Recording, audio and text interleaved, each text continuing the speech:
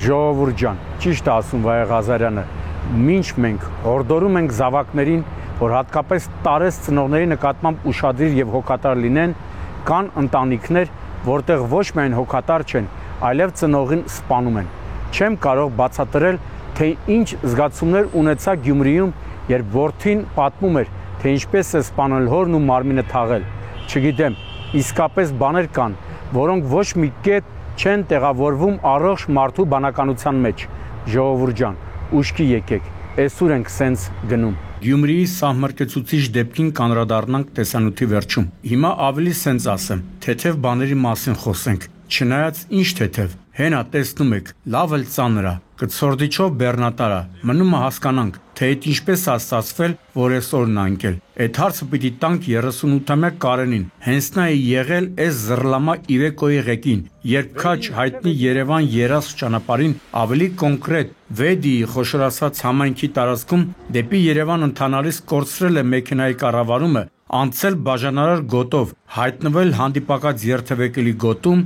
եւ կողաշրջվել։ Այդ պապիրոսով հերու, չիտեն դիզվարլիկա թոմ պապիրոսով կանե կողը։ Այ մարդ, իսկականից էլի Բարսյալը խելք բաժանելուց ինչի աշատերի մոտով անտարբեր անցել։ Ախր քթի ծակն ինչա որ չունեք։ Այո, դիզվարլիքի արտահոսքա։ Տունը շինվածը Զևսի կեսված տնթունել ու կողքը ծխում է։ Բայց լավ, սենց բաների վրա նյարդեր չվատնենք։ Առավել եւս, որ ամեն քայլափոխի էդ է։ Երբ տեղեկացա, որ ինքնավթարի հետևանքով Կարենին բան չի եղել, միակ հարցը, որ ինձ շարունակեց հուզել, վթարի պատճառն էր, պարզելով, թե ինչն էր, ամենևին էլ հանկարծակիի չեկա, դասական դիպված։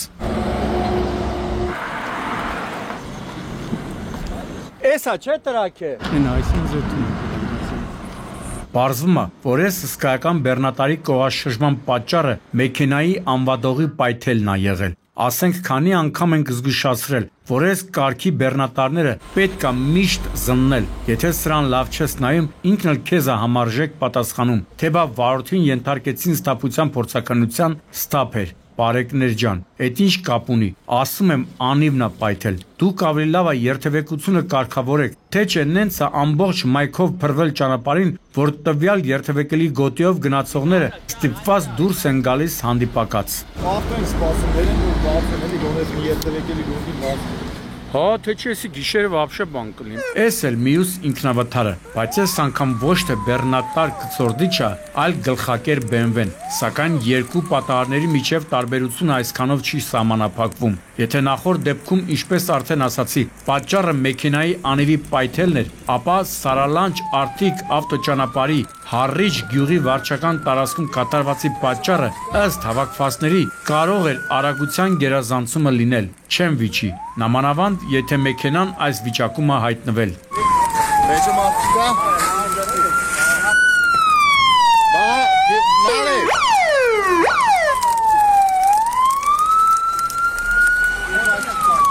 Ինչպես տեսնում եք, հրշեջ փրկարարներն ու հասարակ քաղաքացիները ուսուսի տված փորձում են հանգցնել BMW-ում ինքնավթարից հետո ծագած հրդեհը։ Լավ է, որ գոնե վթարի վայրի հարևանությամբ արհեստական լճակ էլ կար։ Մի քիչ էլ այնտեղի ջրից օգտվեցին, բայց դե ինչ արեցին, չարեցին, մեքենան փրկել չհաջողվեց։ Այն ամբողջությամբ վերածվել էր մոխրակույտի։ Դա էլ բավական չէր, կրակը ընդգրկել էր հարակից տարածքով մեկ։ Մի անգամից բռնկվել է, BMW-ա չէ տղերք։ Իսկ շտաբօգնությունն է տարե։ Հիմա կարծնեք, ում են տարել, ոնց ում։ Մեքենայի վարորդին ու նրա ուղևորին։ Խոսքը 21-ամյա Գեորգի Չախոյանի եւ 23-ամյա Վազգեն Շաբազյանի մասին է։ Այսինքն հասկացաք չէ, հերիք չէ գլխակեր BMW մի հատ էլ երիտասարդներ, որոնց այրունը եռում է։ Հա, թերևս իրավացի էին հավաքվածները, երբ կատարվածի պատճառ էին համարում արագության գերազանցումը։ Նայեք ու դասեր քաղեք, թե չէ չեմ պատրաստվում նորից արագության մասով նոտացիաներ կարդամ։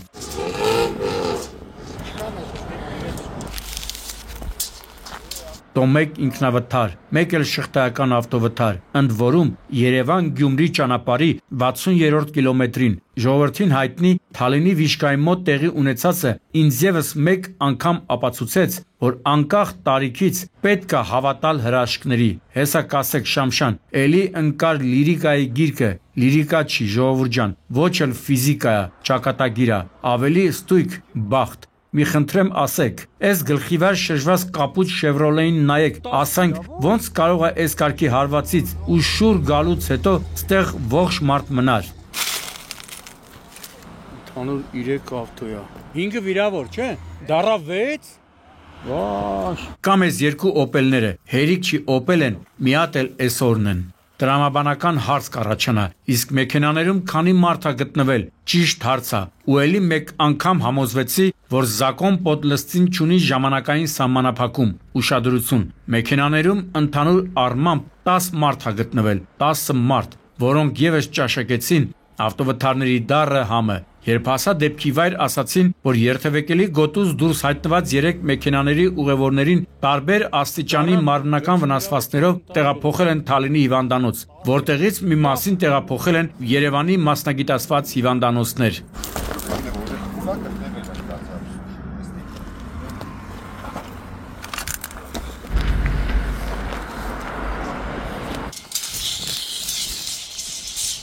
Թե ինչն է եղել 10 հոգու հիվանդանոցում հայտնվելու պատճառը, իրավասու կառույցը կհասկանա, բայց ես տենց էլ չհասկացա, թե ինչն էր մեքենաների բախման պատճառը, ու դա նախ եւ առաջ այն հանգամանքից ելնելով, որ 3 մեքենաներն էլ հայտնվել են երթևեկելի գոտուց դուրս։ Լավ, ինչևէ, տեղափոխվենք մայրաքաղաք, որտեղ արձանագրվեց Մավան ելքով հերթական վրաերթը։ Դե սովոր ենք ասել, որ պատճառը հետիոտնի ճանապարհի չթույլատրված հատվածով անցնելն է եղել, սակայն սա այդ դեպքը չէ։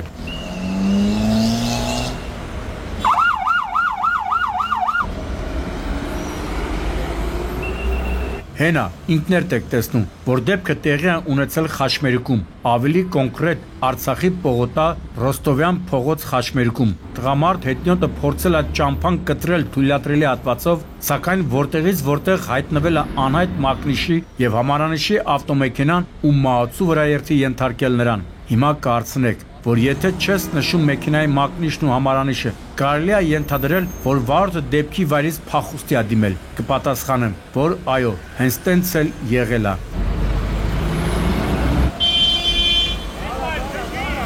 Ինչպիսի ստակ պետք է լինես, որ հետիոտնին թողնես անօգնական ու դիմես փախուստի։ Չգիտեմ ով է, ինչ է, բայց եթե հիմա մեզ նայում է, լավ կլինի գնա ու հանձնվի ավելորդ մեղքեր գլխին չավակի։ Մի բան հստակ է, որ եթե նման դեպքերում չեք դիմում փախուստի, դատարանը այն անպայման մեղմացուցիչ հանգամանք է որակում ու հաշվի է առնում որոշում կայացնելիս։ Բայց հիմա հերիք չի, հետիոտնը մահացել է, մի հատ էլ վարորդը փախել է։ Լավ չի, քրիստոնավայել արարք չի։ Ու մինչ Սուրանկյան հերթական հաղորդումն ենք պատրաստում, մեր ձեռքի տակ հայտնվեց բացառիկ տեսանյութ, թե ինչպես է տեղի ունեցել ողբերգական վրաերթը։ Էջմիածին աշտարակ ճանապարհի կատարվածը կարծես նախորդ դեպքերի հավաքական ամփոփումը լինի։ Չգիտեմ, ճիշտ ձևակերպեցի միտքը։ Ուզում էի ասել, որ մեկ բեռնատարն է ինքնավթարի ենթարկվում, մեկ օպելներն էին դառնում վթարի մասնակից, իսկ այս դեպքում Էջմիածնի վարչական տարածքում իրար են բախվել օպելն ու կամազը։ Լավ, մի խոսքով հասկացաք, թե ինչ էի ասում։ Նրանք, ովքեր չեն նայում կադրերը, այլ միայն լսում են ձայնս, հաստատ կմտածեն, որ կամազի հետ բախվելուց հետո օպելը հաստատ մի քանի կիլոմետր կլղկոնձի է տվել։ Սխալվում եք, ժողովուրդ ջան։ Բախման հետևանքով 2 ավտոմեքենաներն էլ դուրս են եկել երթևեկելի գոտուց եւ հայտնվել դաշտում։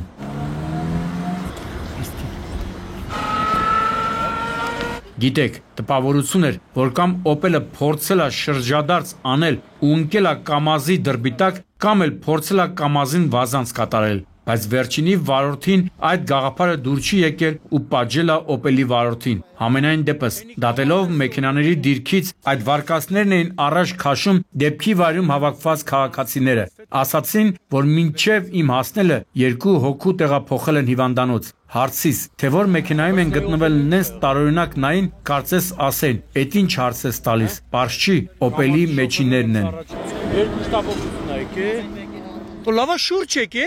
կամազը։ Էտեր ու վերջ։ Բոլորը այդ մասին կխոսեն, թե բա Opel-ի այդ բախումից հետո կամազը շուռ է եկել։ Պատկերացնում եք, քաղաքապետ Ավինյանի հոր չսիրած Opel-ի վարորդները դրանից հետո ոնց իրանց կզգային։ Ցավոք, հեփի ընտեղի չունեցավ։ Մինչ վթարի վայրում քննիչները զննություն էին կատարում, Վաղարշապատի հիվանդանոցից ահազանգ ստացվեց, որ վիրավորներից մեկը գիտակցության չգալով մահացել է։ Դաժան վիճակագրության եւս մեկ համալրում։ Հա, իդեպ անընդհատ մոռանում եմ ոստիկանության ոլորտի պատասխանատուներին հարցնեմ, թե նախորդ տարվա համեմատ ՃՏՊ-ների թիվը ավելացել է, թե նվազել։ Opel-ին չի եղել։ Կամազի շոֆերն էլ հենց առաջինը օգնել է, էլի ժողովրդի հետ։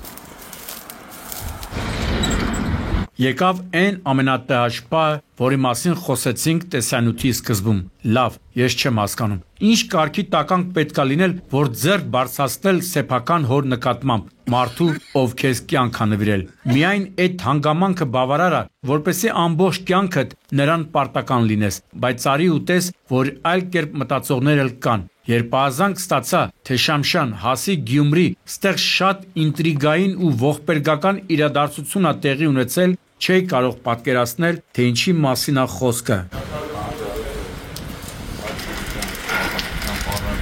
Չգիտեմ, թե ինչ է արտահայտում սրա դեմքը, զղջացել է, թե չի փոշմանում արածի համար։ Ես դեպքի մասին պատմեմ, ինքներդ որոշեք, թե ինչ է ասում սրա դեմքի արտահայտությունը։ Եվ ուրեմն, մարտի 19-ի լույս 20-ի գիշերը, պատկերացրիք, այսինքն 6 ամիս առաջ, այս 30-ամյա Արայիկը Գյումրի քաղաքի մուշ թաղամասի շենքերից մեկի իրենց կողմից վարձակալական հիմունքներով բնակարանում վիճաբանում է հոր 64-ամյա Գարիկի հետ ու սպանում նրան։ Հոր մարմինը 1 օրից ավելի պահում է տանը, փոխում նրա հագուստը, սավանով փաթաթում պոլիէթիլենային տոպրակի մեջ ու հաջորդ օրը գիշերը մարմինը տանում մուշ թաղամասին հարակից դաշտ, փոս փորում, մարմինը նետում փոսի մեջ, հողով ու քարերով փակում, իսկ արյունոտված շորերն ու հանցագործության գործիք դանակը նետում աղբամանը, սարսափել կարելի է։